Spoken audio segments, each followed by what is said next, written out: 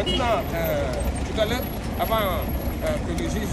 fixe la date de renvoi au 25 juin, je précise, parce que le juge aussi est tenu de respecter cette règle, à savoir le principe du contradictoire. Car l'affaire ne saurait être évoquée en l'absence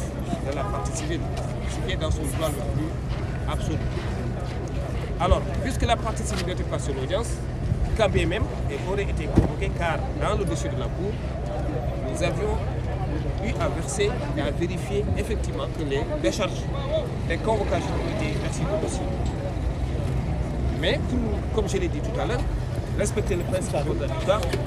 le président de la Chambre criminelle,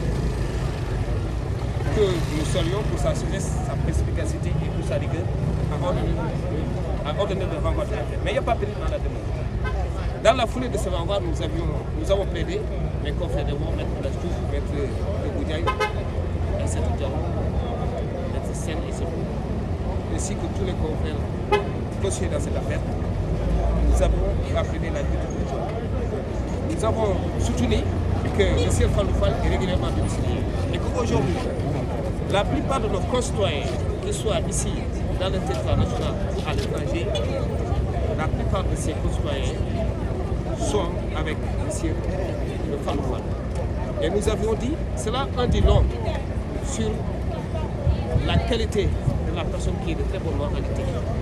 Parce qu'aujourd'hui, je rappelle que toute la salle, pratiquement, était venue l'assister. Voyez-vous?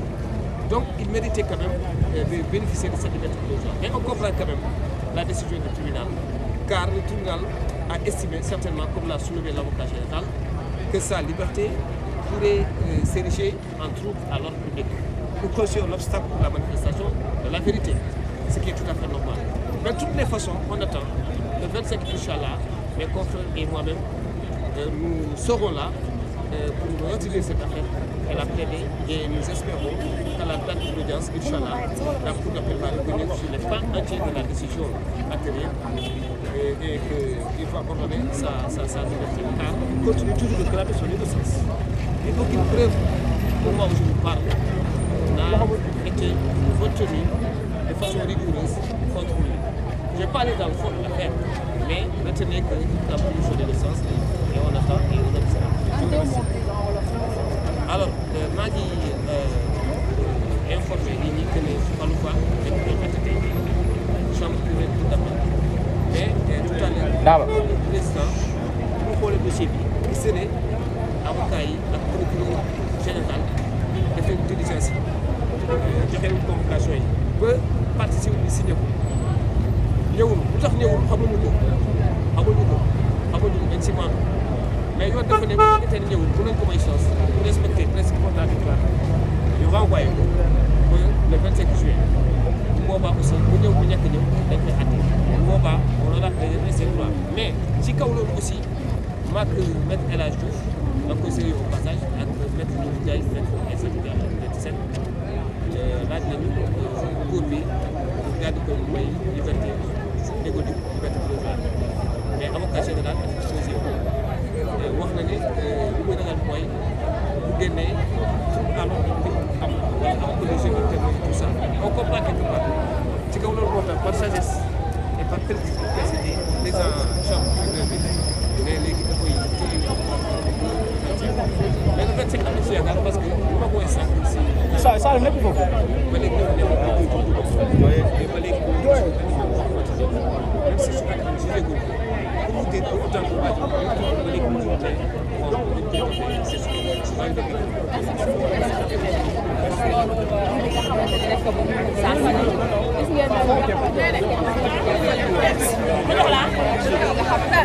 la population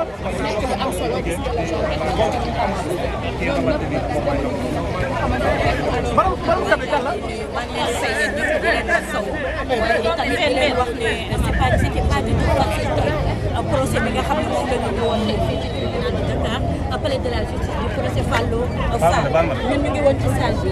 déjà bi juge bi daal di ñëwee dafa daal di wóot ki nga xam ne moom moo di Fallou Fall mi nga xam ne moom lañu daal di accusé mu daal di ñëw taxaw devant la barre bi mu yegg si wee ñu woo ses avocats taxaw mais problème bi mu ngi commencé déjà nga xam ne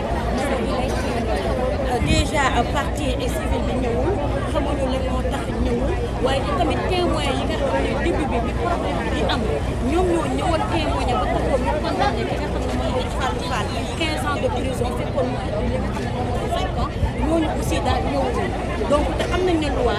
dafa juste ci ñëpp que nga tooñ que ñu tooñ la yéen ñëpp yéen a yem ci li nga xam ne moom moo di yoon looloo tax bi loolu amee li nga xam ne moom moo di le juge le président dafa daal di ne takk dañuy renvoyer li nga xam ne moom moo di procès tey bi mu ko defee nag salle bi yëngu ndax fekk na public bi ñëpp fees dell ci biir salle bi te ñoom ñëpp fàlloo leen fi indi ñëpp yuuxu bi ñu yuuxuwee maître El Hadj Diouf moo ñu ko tourné di leen calmer après le président daal di expliquer li tax ñu daal di pour bëgg renvoyer li nga xam ne moom moo di procès tey bi ñu ne ñoom ñëpp lañ fi nekkal te am nañu droit partie civile bi bu fekkee ne ñëwul témoin yi nga xam ne ñoom la ñu enregistré ci dossier bi bu fekkee ne ñooñu tamit am nañu ci manqué dañuy pousse li nga xam ne donc di nga am waxaat ni xar na moom moo jar dañ ko tëj dañ ko mi te ci li nga xam naa ne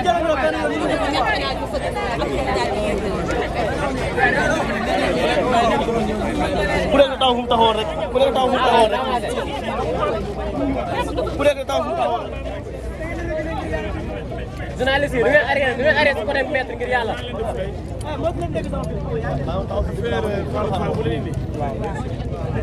bon mooy indi Sénégal yëpp ñu ngi kontaan ci mobilisation exceptionnelle bi ñu gis tey tribunal bi fees dell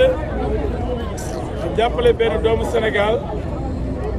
boo xam ne liñ ko teg kenn nanguwu ko tey ji nag liñ gis mooy ñi ko indi ci yoon dañoo daw am nañ retour situation partie civile mooy ndaw si nga xam ne moo porté plainte Fallou Fall ba ñu tëj ko jot na convocation mais ñëwul tey kon dafa daw témoins yi jotaguñ seen situation moo tax c'est-à-dire seen convocation moo tax président bi cour bi dàq ko ba le 25 juin pour que témoins yëpp jot seen convocation bu boobaa dañ koy àtte incha allah ndax ndaw si moom jot na këyitam ñëwul loolu taxul ñu dàq témoins yi nga xam ne jot nañu benn këyit bu leen yëgal àtte bi moo tax tey cour d'appel dàq mais li leer daal mooy sàcc nañu yomb na waaye foo koy tëggee tey ci kanamu yoon ñun de pare nañ ñun ñu ànd ak Fallou avocat Fallou yi ak yéen ñi ñëw pour supporter ko ndam rek incha allah ndax dëgg mooy mujj doole mën dëgg nag mais dëgg mooy mujj dëgg gi ñu ñoo ko yor incha allah ragal ñu ci dara bu jàkkaarloo bu mos jàkkaarloo xam ne jëw a neex loolu xam ma mënu ma wax lu ma xamul mais bu ñëwul moom kese rek du tax ñu dàq ko bu dee témoins yi yëgaguñu ñëwuñu dañ koy dàqaat xëy na mais bu fekkee ne témoins yi yëg nañu même bu ñu yëgee ba ñu ñëw dañ koy àtte mais bu ñu yëgul nag il faut yoon mën naa même dàqaat ko pour témoins yi ñëw mais dañu ñaan yàlla témoins yi jot nag seen këyit yoon na def liggéeyam nu mu gën a gaawee ndax doomu jàmbur dañ ko téye boo xam ne ñun d'accord te nag Sénégal dañ ko soxla ay mbokkam dañ ko soxla Fallou dafa war a génn incha allah rabbi en français la cour d'appel de Dakar